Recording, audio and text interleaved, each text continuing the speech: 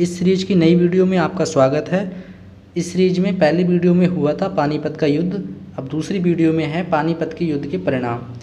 अगर आपको पिछला वीडियो आपने अगर नहीं देखा हो तो हमारे चैनल पे वो वीडियो अपलोड हो चुका है, वो वीडियो भी आप जाकर देख सकते हैं। यहाँ से आपका एक लॉन्ग क्वेश्चन बनता है। तो दोस्तों, अगर आप ये वीडियो पूरा देखेंगे तो आपको एक लॉन्ग क्वेश्चन आपका तैयार हो जाएगा। तो स्टार्ट करते हैं। पानीपत के युद्ध के परिणाम क्या क्या हुए। आपको पता है पानीपत का युद्ध किस किस के बीच लड़ा गया? कमेंट बॉक्स में आप ज़रूर बताइए। इसमें आगे स्टडी करते हैं।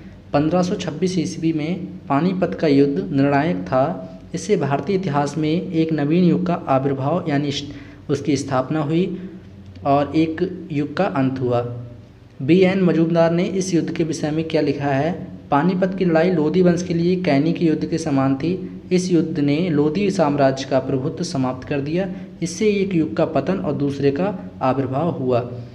इस प्रकार सल्तनत युग समाप्त हुआ व मुगल युग की स्थापना हुई। सल्तनत काल यहाँ से समाप्त हो जाता है और यहाँ से मुगल डायनेस्टी जो है वो दिल्ली पर अपना शासन स्थापित कर लेती है। अब पानीपत के युद्ध के निम्नलिखित परिणाम हुए। वो क्या क्या परिणाम है? इसमें 4 परिणाम दिए गए हैं। यहाँ से आपका शॉर्ट क्वेश्चन भी आ सकता है और लॉन्ग क्वेश्चन भी आ सकता है। नंबर 1 है लोधी वंश का पतन हुआ। लोधी वंश का पतन हुआ। पानीपत के युद्ध में इब्राहिम की मृत्यु के साथ ही लोधी वंशीय शासन का पतन हो गया। इस युद्ध की महत्ता पर प्रकाश डालते हुए डॉक्टर ईश्वरी प्रसाद ने लिखा है, पानीपत के युद्ध से ही दिल्ली साम्राज्य बाबर के हाथ में आ गया। इससे लोधी वंश की शक्ति छिन्न भिन्न हो गई और भारत की सत्ता चुगताई तुर्कों के हाथ में चली गई। लोधी वंश के पतन के साथ ही दिल्ली सल्तनत का भी पतन हो गया। इस प्रकार भारत में एक ही वंश के स्थायी शासन की स्थापना हुई। नंबर 2 में आता है इसमें मुगल शासन की स्थापना। मुगल शासन की स्थापना में क्या था? पानीपत के युद्ध से दिल्ली का साम्राज्य बाबर के हाथों में आ गया और इसके द्वारा भारत को इस प्रकार 1526 ईस्वी में बाबर ने मुगल शासन की स्थापना भारत में की। मुगल शासन की स्थापना और इसके द्वारा भारत को श्रेष्ठ, सुयोग्य एवं शक्तिशाली शासक प्राप्त हुए, जिनके अधीन देश को एक यौगिक सांस्कृतिक की विकास के नवीन प्रयोग का प्रारंभ करने का अवसर मिला। भारत को अपार हानि।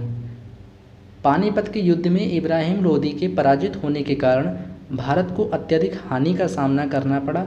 बाबर को अपार धन संपत्ति प्राप्त हुई और उसके सैनिकों व काबुल की जनता में वितरित कर दी, यानी वो डिस्ट्रीब्यूट कर दी। जो भारत की संपत्ति थी वो बाबर ने काबुल पहुंचा दी और वहाँ पर जितने भी वहाँ की जनता थी वहाँ उनको उन्होंने ट्रांसफ़र कर दिया। अगले बात करते हैं राजपूतों को निराशा।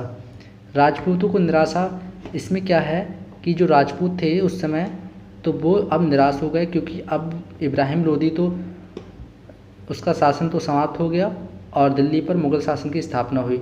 जिससे क्या हुआ, वो अपना सपना देख रहे थे कि दिल्ली पर राजपूतों का शासन हो, लेकिन दिल्ली पर अब मुग़ल शासन की स्थापना हो गई। तो इसमें क्या दिया गया है? पानीपत के युद्ध से पहले राजपूत राजा दिल्ली पर अधिकार करने का स्वप्न देख रहे थे, क्योंकि लोधी शासन में दिल्ली की स्थिति कमज़ोर थी। किंतु बाबर द्वारा दिल्ली हस्तगत कर लिए जाने के परिणाम स्वरूप उनकी इस अभिलाषा पर पानी फिर गया।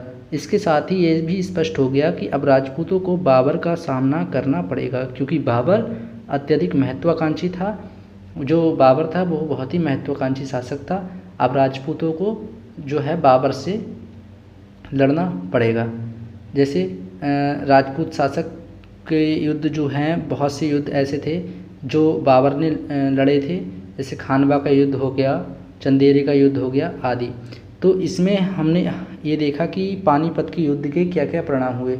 ये लॉन्ग क्वेश्चन यहाँ से आ सकता है। दोस्तों, अगर वीडियो आपको पसंद लगा हो, इन्फॉर्मेटिव लगा हो तो वीडियो को लाइक कर दीजिए, और अगर आप भी BA की तैयारी करने वाले स्टूडेंट्स हैं तो इस चैनल को सब्सक्राइब जरूर कर लीजिए, जिससे कि आगे आने वाली हर एक वीडियो आपके लिए बहुत ही इंपॉर्टेंट साबित होगी।